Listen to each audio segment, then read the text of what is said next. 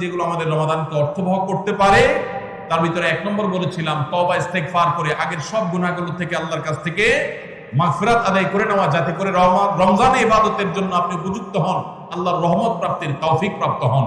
অনেক সময় গুনাহগুলো ইবাদতের ক্ষেত্রে বাধা হয়, গুনাহের কারণে আল্লাহর ইবাদতের তৌফিক হয় না। নাম্বার 2, আল্লাহ রাব্বুল আলামিন রমজানের এবং সিয়ামের যে ফজিলতের কথা বলেছেন, নবীজি সাল্লাল্লাহু আলাইহি ওয়াসাল্লাম যেসব ফজিলতের কথা বলেছেন, মর্যাদা, মাহাত্ম্য, তাৎপর্যের কথা বলেছেন, এগুলো আলোচনা, পর্যালোচনা, এগুলো এখন থেকে শুরু করা। আপনার অফিসে, বাসায় বিভিন্ন রকমের হাদিস, রমজানের ফজিলত, সাহরি ইফতারের ফজিলত, গুনাহমুক্ত থাকার ফজিলত, তাকওয়া চর্চার ফজিলত, রমজানের আমল, এগুলো এখন থেকে জানাশোনা শুরু করে দেন।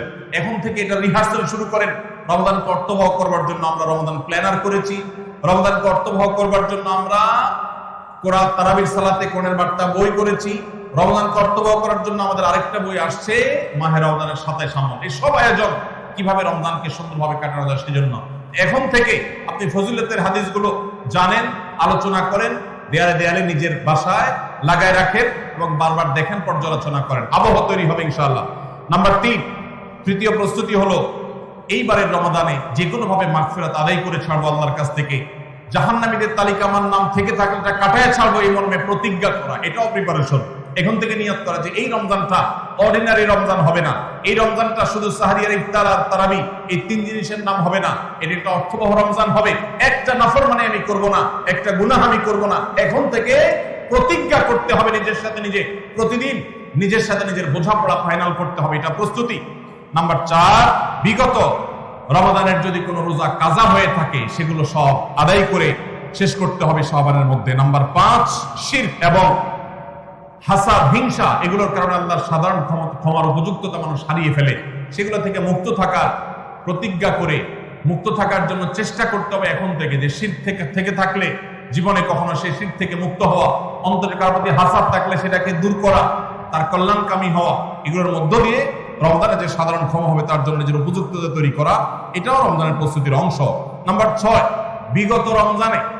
বিগত রমজানগুলোতে কোন কোন কারণে আমার আমল হয় না, কোন দোস্তের কারণে, কোন বন্ধুর কারণে, কোন গ্রুপের কারণে, কোন অ্যাপসের কারণে, কোন ফেসবুকের কারণে, সেগুলো একটা একটা করে এই রমজানে যেন জীবনে না থাকে সেগুলা ছিন্ন করার জন্য প্রস্তুতি নেওয়া। নাম্বার 7, রমজানের মাসলা মাসাইল গুলো জানা, এটাও রমজানের প্রস্তুতির অংশ, এখন থেকে সেটা করা।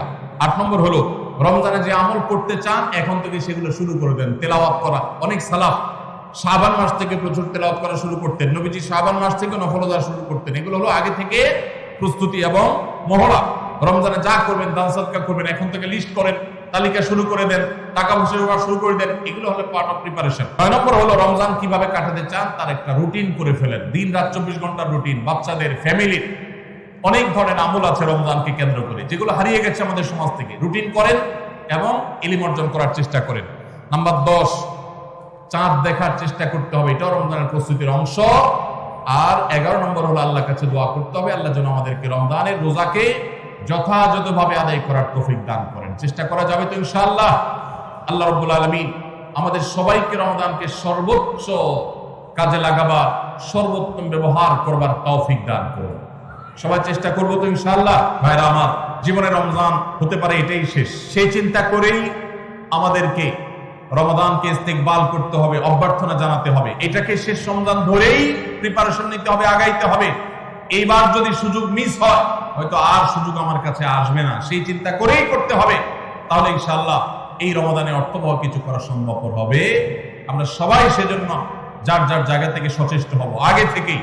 এবং মনে রাখবেন, আবারও বারবার বলছি যে নবী সাল্লাল্লাহু আলাইহি সাল্লামের সেই হাদিসটি মাথায় রাখতে হবে, রমজান মাসটা আমল করে, ইবাদত করে কিছু কামাইতে পারলাম ভালো, না কামাইতে পারলাম তেমন কোনো ব্যাপার না। ব্যাপারটা সেরকম না।